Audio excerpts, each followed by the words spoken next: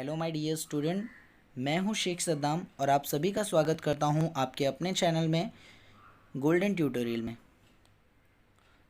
और आज का हमारा टॉपिक है दोन दिवस। ये जो है नारायण सुर्वे जी ने लिखा है। इनकी बॉर्न डेट है 1926 और इनकी डेथ हुई थी 2010 में। तो जो फर्स्ट पैराग्राफ है, हमेशा मैंने जैसे कि आपको बताया है, ये लेखक या फिर कवि के बारे में होता है, और दूसरा पैराग्राफ जो होता है वो पोएम या फिर चैप्टर के बारे में होता है। तो चलो आइए पढ़ते हैं हम नारायण सुर्वे जी के बारे में।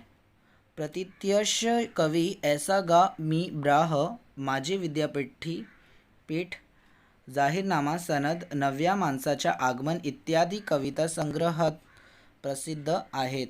तो जितने भी मैंने नाम लिए वो सब जो है ये कविता संग्रह है जो नारायण सुर्वे जी ने लिखी है। स्वतःच्या प्रकृतीशी जुळणारी निवेदनात्मक संवादाचा वापर प्रभावीपणे करणारी, बोली भाषेशी जवळीक असणारी, गद्याच्या आगाने जाणारी विशिष्ट शैली सुर्वे यांनी निर्माण केली। तो ये जो कविता जो ये लिखते थे, तो ये इसके अंदर कैसी भाषा से करते थे वो इस बारे में बताया है। जो जैसे कि सभी को पसंद आने वाली भाषा, जुड़नारी, कनेक्टिंग टाइप में, और निवेदनात्मक और संवादाचा मतलब जो डायलॉग राइटिंग होता है ना, उस तरीके से। ओके, तो ये सारी जो चीज़ है वो अपने कविता के अंदर लिखते थे to attract a people. Okay, कामगार जीवनाच्या सुख दुखे त्यांच्या काव्यलेखनाच्या प्रेरणास्थानी असतात। मानसावरील अपार श्रद्धेतून त्यांची कविता साकारली आहे। ओके, तो ये जो है हमारे कवि नारायण सुर्वे, वो कामगार मतलब लेबर, जो पसीना बहा के मतलब अपनी रोटियां कमाते हैं, तो उनके बारे में ख़ास करके ज़्यादा अपनी पोएम के बारे में ज़िक्र करते थे। उनकी इंसानियत के बारे में, उनके भोलेपन के बारे में, वो उन्होंने कैसे दुख उठाए हैं वो अपने वो पोएम के अंदर हर वक्त यूज़ करते थे। तो चलो आइए पढ़ते हैं उन्होंने दोन दिवस के अंदर क्या लिखा है। या कवितेतून दोन दिवस वाट पाहण्यात गेले, दोन दिवस दुखात गेले। तो ये कविता में उन्होंने बताया है कि 2 दिन वाट पाहण्यात गेले, तो वाट मतलब राह देखने में निकल गई, और 2 दिन दुखात गेले। दोन दुखात मतलब दुख झेलने में, परेशानी जो है, मुश्किलें, वो झेलने में 2 दिन चले गया, और 2 दिन राह देखने में चले गया कि अभी सुख आएगा ऐसा। असे जीवनाच्या वास्तव चित्रण रेखाटताना भाकरीचा चंद्र शोधण्यात जिंदगी बर्बाद झाली। तो वो ऐसा बोलते हुए जो ज़िंदगी का चित्र होता है, लाइफ पेंटिंग जैसा होती है, वो डेमोन्स्ट्रेट करके इस कविता में उन्होंने बताया है। वो कह रहे हैं कि भाकरीचा चंद्र मतलब जो रोटी होता है वो भी गोल होती है, और चांद का टुकड़ा होता है वो भी गोल होती है। तो इन्होंने भाकरीचा चंद्र बोला है, तो मतलब जो रोटी होती है चांद की तरह, उसको सर्च करने में, शोधन्यात मतलब सर्च करने में पूरी ज़िंदगी क्या हो गई, बर्बाद हो गई, ख़त्म हो गई। असे भीषण जीवन सत्य कवि ने मांडलेले आहे। ऐसी जीवन की सच्चाई कवि ने इस पोएम के अंदर बताई है। पण हे सत्य मांडताना जगाच्या या शाळेत दुःख पसवून जगण्याची शिकवण आपल्याला मिळाल्याची सूचित करतात। मतलब ये बताया है कि जो जीवन का जो दुख वाला जो सत्य है, जो दुख का पड़ाव हमारे पर आता है, उसको हम डाइजेस्ट कैसे करना है और बाद में खड़े कैसे रहना है, ये जो सारी चीज़ें हमको दुख को झेलते झेलते इस चीज़ की आदत हो जाती है। और इस चीज़ की जो है एक स्कूल है, ये हमारी ये जो ज़िंदगी है वो स्कूल है, जिसके अंदर हम लोग इस चीज़ की शिक्षा हासिल कर रहे हैं, दुख को झेल रहे हैं और आगे बढ़ रहे हैं। चलो आइए अभी देखते हैं हम पोएम के बारे में हमारे कवि नारायण सुर्वे जी ने क्या बताया है।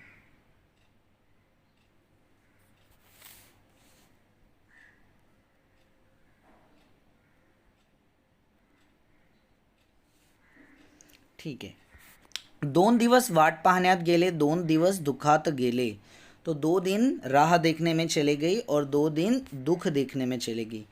हिशोब करतो आहे किती, राहिलेत डोईवर उन्हाळे. ओके, हिशोब मतलब कैलकुलेशन अभी भी मैं कर रहा हूँ कि अभी भी गर्मी के कितने दिन बाकी है. डोईवर उन्हाळे मतलब अभी भी गर्मी के कितने दिन बाकी है, इस चीज़ का मैं हिसाब किताब कर रहा हूँ. उन्हाळे मतलब गर्मी. इन्होंने गर्मी क्यों बोला है?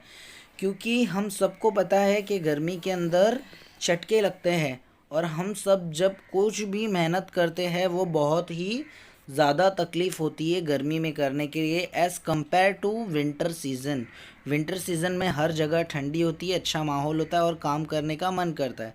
मगर उन्हाड़ा इन्होंने इसलिए बोला है क्योंकि अभी भी दुख झेलने के कितने दिन बाकी है वो मैं हिसाब कर रहा हूँ. क्योंकि 2 दिन तो ज़िंदगी की राह देखने में चले गई कि सुख आएगा और 2 दिन दुख देखने में चले गया. ठीक है, तो ऐसे 4 दिन जो है उसके अंदर से 2 दिन दुख में चले गया और 2 दिन राह देखने में चले गए, ऐसा बता रहे. सैकड़ों वेळा चंद्र आला, तारे फुल्ले रात्र धुंद झाली. तो सैकड़ों मतलब मैनी टाइम्स, वेड़ा मतलब टाइम्स, चंद्र आला मतलब बहुत टाइम चांद मुस्कुराया और तारे जो है वो भी फूले खिलखिलाए. और रात्र इसमें क्या हो गई, धुंध झाली, गुजर गई. समझ में आया? ये रात को हमने ये चांद और तारे देख देख कर बिता दिए. भाकरीच्या चंद्र शोधण्यात जिंदगी बर्बाद झाली. इसका मतलब क्या हुआ कि भाकरी मतलब रोटी का टुकड़ा सर्च करने में ही पूरी ज़िंदगी जो है वो निकल गई. ठीक है, तो अभी क्या दिया हुआ है, अभी सेकंड पैराग्राफ देखिए. हे हाथ माझे सर्वस्व. ये हाथ जो है मेरे सर्वस्व मतलब एवरीथिंग. ये जो हाथ है मेरे वो मेरे सब कुछ है. दरिद्र्याकडे गहनाचा राहिले. दरिद्र्याकडे मतलब पॉवर्टी मतलब गरीबी. गरीबी के अंदर ये हाथ मेरे गिरवी रह गए. कधी माना उसावलेले. तो कभी कभी ये जो हाथ है मेरे इनको प्राउड फील करवाया गया, इनको सराया गया, इनको पसंद किया गया. कधी कलम झालेले पाहिले. कलम केलेले मतलब कलम मतलब काट दिए गए मतलब गिराया गया. इस हाथ को जितनी भी मैंने मेहनत की है उस चीज़ को स्वीकार नहीं किया गया, उसको सराया नहीं गया, उसको पसंद नहीं किया. इसके लिए उसके अंदर बोला है कलम किए. कलम मतलब काट देना, मतलब काट तो नहीं दिए होंगे, बोलते ना सिर कलम कर देंगे, है ना, तो इसका मतलब होता है काट देना. तो मगर यहाँ पे कलम का मतलब ये है कि हाथ ने जितने भी कष्ट उठाए, जितने भी काम किए, उसको जो है सराया नहीं गया. ठीक है. हर घड़ी अश्रू वाढविले नाहीत. तो जितने भी दुख आए सारी चीज़ को झेलते हुए मैं कभी रोते हुए बैठा नहीं. पण असे ही क्षण आले. तो कुछ ऐसे भी वक्त आए. क्षण आए मतलब कुछ ऐसा वक्त आया, तेव्हा अश्रूच मित्र होऊन सहायास धावून आले. तो कुछ ऐसे वक्त आए जिसके अंदर जो है आंसू ही मेरे मित्र थे, मेरे दोस्त थे और वो मेरे सहायस के लिए, मेरी मदद के लिए, मेरा साथ देने के लिए, मेरे दुख को झेलने के लिए मेरे साथ में वो भागते भागते मेरे पास आ गया. और ये आंसू जो है उन्होंने मेरा दोस्ती की तरह मेरा साथ दिया.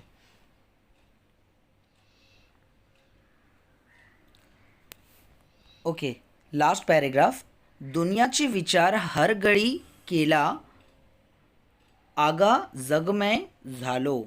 तो दुनिया के बारे में हर बार मैंने सोचा. हर घड़ी मतलब हर वक्त मैंने सोचा दुनिया के बारे में और इसी तरह मैं इस जग में खो गया. जग में झालो मतलब जग में खो गया मतलब जग वालों का हो गया. जग में सोचते सोचते जग के बारे में. दुःख पेलावे कसे पुन्हा जगावे कसे याच शाळेत शिकलो. ठीक है, तो दुख कैसे झेलना है और दुख को झेलने के बाद में डाइजेस्ट, पेलावे कैसे और जगावे कैसे. तो ये दुख जो है उसको पचाना कैसा है, डाइजेस्ट कैसा करना है, उसके साथ में बियर कैसे करना है और उसके बाद में कैसे खड़े रहना है हम लोग को उसका सामना करने के लिए। तो ये सारी चीज़ें मैंने कहाँ सीखा?